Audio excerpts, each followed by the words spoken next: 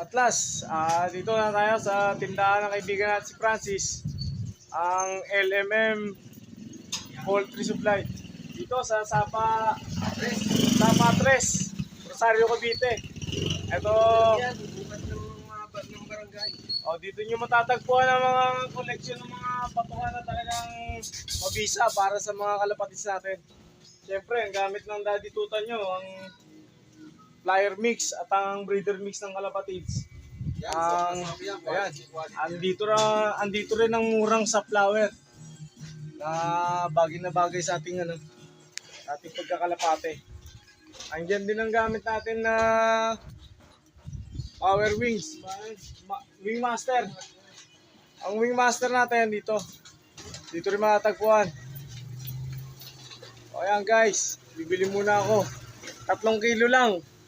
Pang ngayong araw lang na to.